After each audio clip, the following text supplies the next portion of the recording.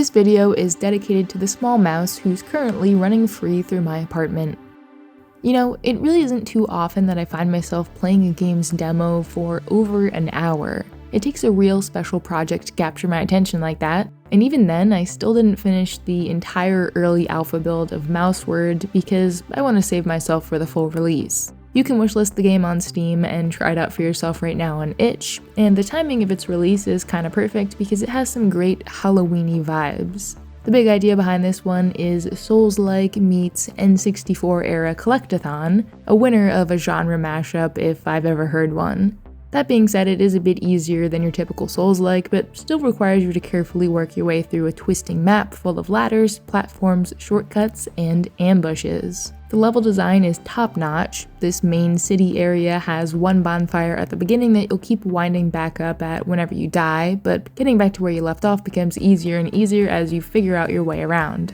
It reminds me a lot of the opening portions of Void Souls, actually. Makes sense since that was Finite Reflection Studios' previous project that came out in 2024. That one also has a demo up on Steam and could always use some more love as it flew pretty far under most people's radars. Mouseword, though, takes things to the sky, and this verticality is probably one of the biggest things missing from Void Souls. And, you know, scampering around as a little mouse, it makes perfect sense that you'd be climbing and poking around all these little nooks and crannies, something I know all too well.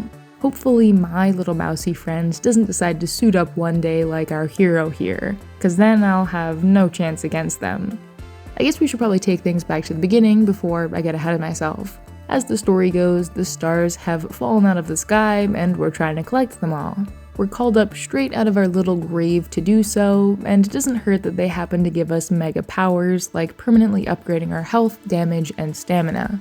So you've got regular and heavy attacks, you can lock onto enemies, block with your shield, dodge roll, and there's a jump button, which I kept forgetting to use for some reason, but it can actually be pretty helpful to jump over certain enemies' attacks.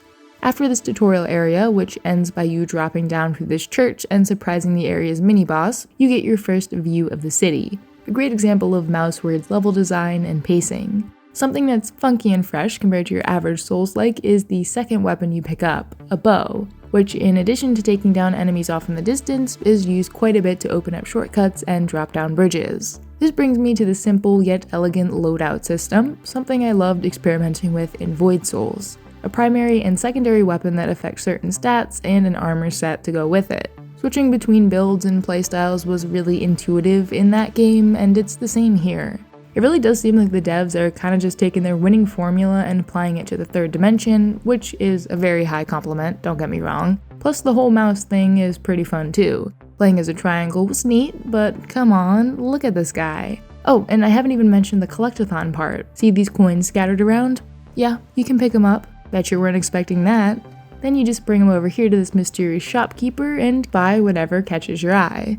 This is gonna be one great game, I can tell you that much. It was just officially announced, so there's no release date or anything, but do give the demo a shot if it looks interesting, and consider trying out Void Souls 2 if you're looking for something that's equal parts challenging and rewarding. I'm loving this indie trend of non-traditional Souls-likes like these, and Another Crab's Treasure, and 9 Souls, and hopefully Mouseword will bring some new people into the genre. It's a little more approachable, you don't lose anything when you die, and it's definitely a lot cuter. Now, to find out where that little guy is hiding.